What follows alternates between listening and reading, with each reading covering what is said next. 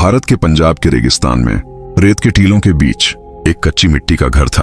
उस घर में 100 साल का एक बूढ़ा अकेला रहता था। आज भी बूढ़ा गहरी नींद में सो रहा था। रात का सन्नाटा था। रात बहुत गहरी हो चुकी थी। अचानक दरवाजे पर दस्तक हुई। बूढ़ा चौंक कर उठ बैठा। उसकी आंखें खुल गईं। उसने खुद से कहा, इस वक्त मेरे घर पर कौन हो सकता है? यहाँ इस वीराने में तो आज तक कोई नहीं आया। लेकिन तभी दरवाजा और जोर जोर से बजने लगा। बूढ़ा बिस्तर से उठा, धीरे धीरे दरवाजे तक गया और जैसे ही उसने दरवाजा खोला, बाहर का मंजर देखकर दंग रह गया। सामने एक जवान खूबसूरत लड़की खड़ी थी। उसका नाम हरप्रीत कौर था। बूढ़े ने जैसे ही हरप्रीत को देखा, उसे एक अजीब सी कशिश महसूस हुई। वह बस उसे देखता ही रह गया। अपनी नजरें हटाने से कासिर था। बूढ़े ने पूछा, तुम कौन हो और इस वक्त इस वीराने में क्या कर रही हो? हरप्रीत ने जवाब दिया, मैं पटियाला जा रही थी, मगर रास्ता भूल गई। मुझे अपने घर में एक रात रहने दो, सुबह होते ही चली जाऊंगी। बूढ़ा हरप्रीत को देखकर जैसे मदहोश हो गया। वह बोला, अंदर आ जाओ। हरप्रीत घर के अंदर आई। बूढ़े ने उसे एक कोना दिखाया और कहा, यहीं सो जाओ। हरप्रीत लेट गई और सो गई। लेकिन रात के आखिरी पहर में उसे महसूस हुआ कि कोई उसके पास खड़ा है। उसने धीरे से आंखें खोली। देखा बूढ़ा वहीं खड़ा है। वह उसे अजीब सी नजरों से देख रहा था। हरप्रीत झटके से उठ बैठी। बोली, क्या हुआ? तुम यहाँ क्या कर रहे हो? बूढ़ा बोला, कुछ नहीं, तुम्हें ठंड लग रही होगी, चादर देने आया था। हरप्रीत ने गुस्से से चादर ली, उसे ओढ़ा और फिर लेट गई। लेकिन हरप्रीत के सो जाने के बाद भी बूढ़ा वहीं खड़ा रहा। उसकी आंखों में अजीब सी चाहत थी। वह बस हरप्रीत को देखता रहा। सुबह हुई। हरप्रीत ने शुक्रिया अदा किया और घर से निकलने लगी। तभी बूढ़ा बोला, कहाँ जाओगी? तुम जवान लड़की हो, पटियाला तो यहाँ से बहुत दूर है। बूढ़ा करीब आया। उसने हरप्रीत का हाथ पकड़ लिया। बोला, आज की रात रह जाओ, बस एक रात की बात है। हरप्रीत ने गुस्से से हाथ छुड़ाया और कहा, एक रात का क्या मतलब? बूढ़ा बोला, फिर मैं तुम्हारे जाने का कोई इंतजाम कर दूंगा। उसकी आंखों में वही अजीब सी नजरें थीं, जैसे मन ही मन कोई चाल चल रहा हो। हरप्रीत उसकी बातों में आ गई और ठहरने के लिए तैयार हो गई। बूढ़ा उसे देखता रहा, जैसे वह चाहता हो कि हरप्रीत उसके पास आ जाए। रात हो चुकी थी। हरप्रीत कोने में अपने बिस्तर पर लेट गई। बूढ़ा भी अपने बिस्तर पर लेट गया। जब रात का आखिरी पहर आया, सन्नाटा गहरा था। बूढ़ा चुपके से उठा। धीरे धीरे कदम बढ़ाता हुआ हरप्रीत के पास पहुंचा। वह काफी देर तक उसे देखता रहा, फिर उसके पास बैठ गया। उसने नरमी से हरप्रीत के माथे पर हाथ फेरना शुरू किया। अचानक हरप्रीत की आंख खुल गई। वह हड़बड़ाकर उठ बैठी। क्या हुआ? तुम यहाँ क्या कर रहे हो? उसने गुस्से में पूछा। बूढ़ा उसकी आंखों में देखता रहा, जैसे किसी ख्वाब में खोया हो। फिर बोला, मैं तुम्हें तकिया देने आया हूँ। बिना सिरहाने लेटी हो, तुम्हारी गर्दन में दर्द हो जाएगा। ये लो तकिया। हरप्रीत ने तकिया लिया, नाराजी से मुंह फेर लिया। बोली, जाओ यहाँ से। बूढ़ा वापस अपने बिस्तर पर लेट गया। रात को वह खुद से बातें करने लगा। सुबह ही हरप्रीत चली जाएगी। आज मेरा आखिरी मौका था, मगर वह भी चला गया। फिर बोला, नहीं, मैं उसे ऐसे ही नहीं जाने दूंगा। कोई ना कोई चाल चलनी होगी। मुझे कल किसी तरह उसे रोकना होगा। इन्हीं सोचों में डूबा बूढ़ा आखिरकार सो गया। सुबह हुई। हरप्रीत उठी और बूढ़े के पास आई। उसने कहा, अगर मेरे जाने का बंदोबस्त हो गया हो तो मुझे रवाना कर दो। बताओ, क्या इंतजाम किया है? बूढ़ा उसे कुछ पल चाहत भरी नजरों से देखता रहा, फिर धीरे से बोला, नहीं, तुम आज यहां से नहीं जा सकती। बूढ़े की यह बात सुनकर हरप्रीत हैरानी से उसे देखने लगी। उसने पूछा, क्यों?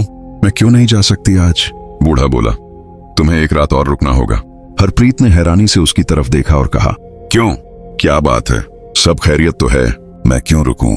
बूढ़े ने नरम आवाज में कहा, अभी तुम्हारे जाने का कोई इंतजाम नहीं हो पाया। उम्मीद है कल एक काफिला यहां से गुजरेगा और पटियाला की तरफ जाएगा। जब हरप्रीत ने काफिला सुना तो उसे थोड़ा इत्मीनान हुआ। उसने सोचा, ठीक है, कल काफिले के साथ निकल जाऊंगी। आज की रात और यहीं रह लेती हूँ। बूढ़ा ये सुनकर मन ही मन बहुत खुश हुआ। अपने आप से कहा, एक रात और मिल गई। पूरा दिन बूढ़ा उसे दूर से बैठकर देखता रहा। उसकी निगाहें अब और भी गहरी हो चुकी थीं। रात ढलने लगी। हरप्रीत अपने बिस्तर पर लेट गई। बूढ़ा भी अपने बिस्तर पर लेट गया, मगर उसका दिल अब बेचैन था। वह लेटा रहा, पर उसकी आंखें छत को नहीं देख रही थीं। वह कमरे के कोने में सोई हुई हरप्रीत को घूर रही थी। उसकी सांसें तेज थीं। दिल में अजीब सी हलचल उठ रही थी। धीरे धीरे वह बिस्तर से उठा, चुपके से हरप्रीत के पास गया। उसे ऊपर से नीचे तक देखने लगा, फिर उसके पास बैठ गया और उसके बालों को नरमी से सहलाने लगा। अचानक हरप्रीत हल्की सी हिली। बूढ़ा डर गया कि कहीं वह जाग न जाए। वह घबराकर वापस अपने बिस्तर पर लेट गया, मगर उसने वहीं से हरप्रीत का हाथ पकड़ लिया। उसका चेहरा देर तक देखता रहा। उसकी आंखों में अब सिर्फ तमन्ना नहीं बल्कि कोई पुरानी प्यास जाग उठी थी। तभी अचानक हरप्रीत की आंख खुल गई। वह चीख पड़ी, लेकिन बूढ़े ने झट से उसका मुंह दबा दिया ताकि आवाज बाहर न निकले। फिर वह हड़बड़ाकर अपने बिस्तर पर लेट गया, ऐसे लेट गया जैसे कुछ हुआ ही न हो। हरप्रीत सारी रात सोचती रही, ये बूढ़ा मेरे पास क्यों आया था, क्या करने की कोशिश कर रहा था। उसके इरादे ठीक नहीं लगते। वह डर के मारे कांपती रही। सोचते सोचते आखिरकार उसे नींद आ गई। सुबह हुई, हरप्रीत उठी और बूढ़े के पास आई। उसने पूछा, काफिला आया है क्या? अब मुझे इजाजत दो। बूढ़ा कुछ देर उसकी आंखों में देखता रहा, फिर बोला, लेकिन काफिला तो अभी तक नहीं आया। हरप्रीत चौंक गई, कहा, मगर तुमने तो कहा था कि काफिला आ जाएगा। बूढ़े ने थकी हुई आवाज में जवाब दिया, हाँ आना था, शायद शाम तक आए। हरप्रीत बोली, मैं अब और नहीं रह सकती। बूढ़ा बस सर हिलाकर चुप रह गया। अब वह घर के आंगन में बैठा था और दूर से बूढ़ा हरप्रीत को उसी तरह अजीब नजरों से देख रहा था। हरप्रीत ने मन ही मन कहा, इसकी निगाह मुझे ठीक नहीं लगती। हाँ, मुझे यहाँ से जल्द निकल जाना चाहिए। मैं जवान लड़की हूँ और इसके दिल में न जाने क्या चल रहा है। उसने सोचा, ये रात को मेरे पास आया था, मुझे छूने की कोशिश कर रहा था। आज किसी भी हाल में रात नहीं रुकना चाहिए। शाम को काफिला आए या ना आए, मुझे निकल जाना है। बूढ़ा अब भी उसे दूर से देख रहा था, बिल्कुल वैसे जैसे कोई शिकारी अपने शिकार को देखता है। शाम हो चुकी थी। हरप्रीत उसके पास आने ही वाली थी, लेकिन उससे पहले बूढ़ा खुद उसके पास आ गया। उसने कहा, देखो, लगता है काफिला अब सुबह तक ही आएगा। मैंने सोचा तो मैं खुद बता दूं। उनके पास सामान बहुत होता है, इसलिए धीरे धीरे चलते हैं। आज की रात और रह जाओ। हरप्रीत को गुस्सा आ गया। उसने तेजी से कहा, मैं अब और नहीं रह सकती। चाहे काफिला आए या ना आए, मैं अभी यहां से निकल रही हूं। मुझे अब और बर्दाश्त नहीं। बूढ़ा और करीब आया, बोला, थोड़ी ही देर में रात हो जाएगी। तुम जवान लड़की हो, इस रेगिस्तान में रात को कहां जाओगी? यहाँ जानवर भी घूमते हैं, अगर कोई नुकसान पहुंचा तो? उसके लहजे में फिक्र कम और चाल ज्यादा थी। हरप्रीत को पूरा यकीन हो गया कि ये सब एक चाल है, मगर उसने सोचकर कहा, ठीक है, रह जाती हूँ। फिर सख्ती से बोली, लेकिन ये आखिरी रात है। कल सुबह चाहे काफिला आए या ना आए, मैं निकल जाऊंगी। बूढ़ा मुस्कुराया और बोला, ठीक है, लेकिन उसकी मुस्कान में कुछ और ही छुपा था। रात हो चुकी थी। हरप्रीत अब पूरी तरह चौकस थी। वह एक कोने में लेटी रही, मगर उसकी आंखें खुली थीं। वह डर और शक में डूबी हुई थी। धीमी सुर में उसने खुद से कहा, उम्मीद है आज की रात जल्दी गुजर जाए। फिर बोली, हाँ। वह बार बार हरप्रीत की तरफ देखता, ये जानने के लिए कि क्या वह सच में सो गई है। जब उसे लगा कि हरप्रीत अब बिल्कुल नहीं हिल रही, उसने आंखें बंद कर लीं, लेकिन उसका दिल अब भी करवटें ले रहा था। कुछ देर बाद जब उसे यकीन हो गया कि हरप्रीत सो चुकी है, वह धीरे से उठा और उसकी तरफ चल पड़ा। काफी देर तक वह चुपचाप उसके पास खड़ा रहा, जैसे उसके होशो हवास टटोल रहा हो। फिर वह हरप्रीत के पैरों के पास बैठ गया। धीरे धीरे उसके पांव सहलाने लगा। तभी हरप्रीत की आंख थोड़ी सी खुल गई। बूढ़ा समझ गया और फौरन पीछे हट गया। अब उसने उसके माथे को सहलाना शुरू किया। अचानक हरप्रीत ने आंखें खोल दी। उसने घूर कर करवट ली और मुंह फेर लिया।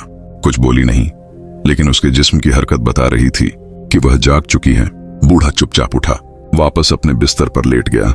उसकी धड़कनों में अजीब सी घबराहट थी, मगर चेहरे पर कोई पछतावा नहीं था। सुबह हो चुकी थी। हरप्रीत उठी और सीधे बूढ़े के पास गई। उसने तेज लहजे में पूछा, हाँ, आया क्या तुम्हारा काफिला, या अब कोई नया बहाना है? बूढ़ा कुछ देर चुप रहा, फिर बोला, काफिला तो नहीं आया। हरप्रीत झल्ला उठी, मुझे तो पहले ही पता था कि कोई काफिला आने वाला नहीं। तुम मुझे किसी और मकसद के लिए यहाँ रोक रहे हो। मुझे सब समझ आ चुका है। अब मैं एक पल भी यहाँ नहीं रह सकती। चलो, मैं निकल रही हूँ। जैसे ही वह झोंपड़ी से बाहर जाने लगी, बूढ़ा अचानक उसके सामने आकर खड़ा हो गया। उसका रास्ता रोकते हुए बोला, तुम यहाँ से नहीं जा सकती। हरप्रीत बोली, रास्ते से हट जाओ, वरना मैं जोर से चीखूंगी। बूढ़ा धीरे से बोला, तुम्हारी आवाज यहाँ सुनने वाला कोई नहीं है। हरप्रीत गुस्से से चिल्लाई, तुम क्या चाहते हो? मुझे क्यों रोक रहे हो? तुम मेरे बाप की उम्र के हो। कोई तो शर्म करो, कोई तो लिहाज करो।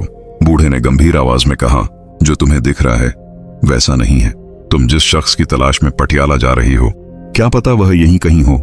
हरप्रीत बोली, मुझे यहाँ एक पल भी नहीं रुकना। और तुम्हें ये कैसे मालूम कि मैं पटियाला? मैं किसी को ढूंढने जा रही हूँ। बूढ़ा बोला, ये बात मैं अभी नहीं बता सकता, लेकिन अगर तुम आज की रात यहाँ रहती हो तो ये तुम्हारे हक में बेहतर होगा। हरप्रीत चौंक गई। उसने मन ही मन सोचा, फिर वही चाल। ये बूढ़ा बार बार मुझे क्यों रोक रहा है? आखिर इसे क्या हो गया है? बूढ़ा बोला, मैंने कहा ना, बस एक रात और रह जाओ। कल सुबह तुम्हारे सारे सवालों का जवाब मिल जाएगा और शायद तुम्हें पटियाला जाने की भी जरूरत न रहे। हरप्रीत अब उलझन में थी। वह हैरानी से अपने आप को देखने लगी। ये कैसे जानता है कि मैं किसे ढूंढ रही हूँ और क्या मेरा कोई मसला है? हरप्रीत के जहन में सवालों का तूफान था, मगर अब उसे बूढ़े पर बिल्कुल भी भरोसा नहीं रहा। उसने बूढ़े को धक्का दिया और झोंपड़ी से बाहर निकल गई। बूढ़ा उसके पीछे पीछे भागा और पुकारा, रुको, सब कुछ बर्बाद हो जाएगा अगर तुम चली गई तो। काफी दूर जाने के बाद हरप्रीत थक कर एक जगह बैठ गई। उसका दम फूल रहा था, मगर दिल में अभी डर और बेचैनी बनी हुई थी। अचानक पीछे से बूढ़ा हांफता हुआ उसके पास आ गया। उसकी सांस तेजी से चल रही थी, लेकिन लहजा अब भी राज से भरा हुआ था। मैं आखिरी बार तुमसे कह रहा हूँ, उसने धीमी लेकिन यकीन भरी सुर में कहा। वापस उस घर में रह जाओ तो शायद तुम्हें पटियाला जाने की जरूरत न पड़े। हरप्रीत ने थके लेकिन सख्त अंदाज में पूछा, अगर कोई बात है तो साफ साफ क्यों नहीं बताते? बूढ़े ने गहरी सांस ली और कहा, वो बात मैं अभी नहीं बता सकता। अगर अभी कह दी तो सब कुछ बर्बाद हो जाएगा, मगर इतना बता सकता हूँ कि तुम अपने शौहर को तलाश करने निकली हो। हरप्रीत ये सुनकर हैरत से बकबक रह गई। उसकी सांस जैसे एक पल को थम गई। हाँ, मैं अपने शौहर को ढूंढ रही हूँ। वह काफी अरसे से लापता है। मैंने कई इलाकों में ढूंढा, अब पटियाला की तरफ जा रही हूँ। लेकिन तुम्हें ये सब कैसे मालूम? उसने चौंक कर पूछा। बूढ़ा बहुत संजीदगी से बोला, मुझे सब मालूम है, मगर तुम्हें मेरे साथ एक रात गुजारनी होगी, तभी मैं तुम्हें सारे सवालों का जवाब दे पाऊंगा। हरप्रीत ये अजीब शर्त सुनकर घबरा गई। उसने दहशत और उलझन से बूढ़े की तरफ देखा। ये फिर कोई नई चाल है क्या? अब ये रात मेरे साथ क्या करने वाला है? वह मन ही मन सोचने लगी। बूढ़ा वहीं खड़ा रहा, बहुत गंभीर और ठहराव से भरा हुआ। उसकी आंखें अभी हरप्रीत पर जमी थीं। कुछ देर सोच विचार के बाद हरप्रीत बोली, ठीक है, चलो एक रात और वहीं रह जाती हूँ। ये सुनकर बूढ़े का चेहरा खुशी से खिल उठा। उसकी आंखों में चमक थी, जैसे कोई मंजिल करीब हो। ठीक है, उसने कहा। हरप्रीत और बूढ़ा अब वापस घर की तरफ चल पड़े। हरप्रीत आगे चल रही थी, बूढ़ा उसके पीछे। उसकी चाल में अब तवीलियत नहीं थी, बल्कि ठहराव था, मगर निगाहों में वही पुरानी हलचल अब भी थी।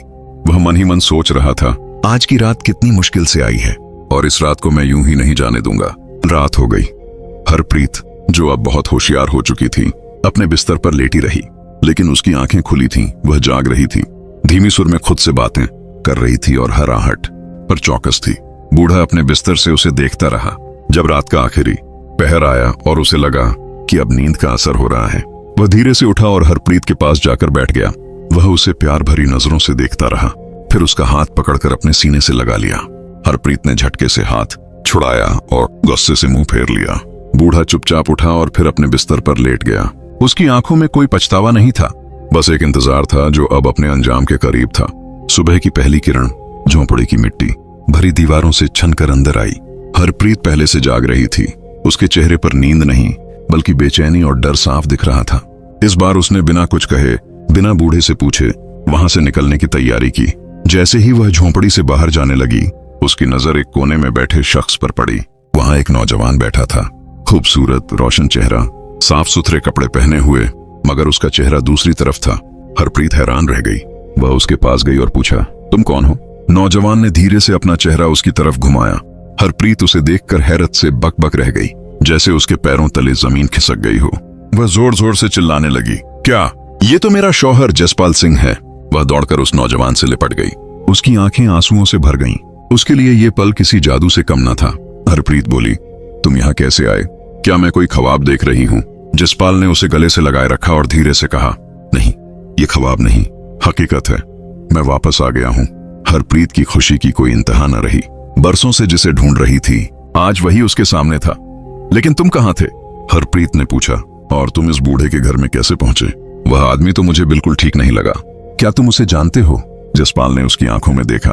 अब उसकी आंखों में राज नहीं, बल्कि राहत थी। उसने कहा, पहले बूढ़े को बुलाकर लाओ, देखो वह कहाँ है।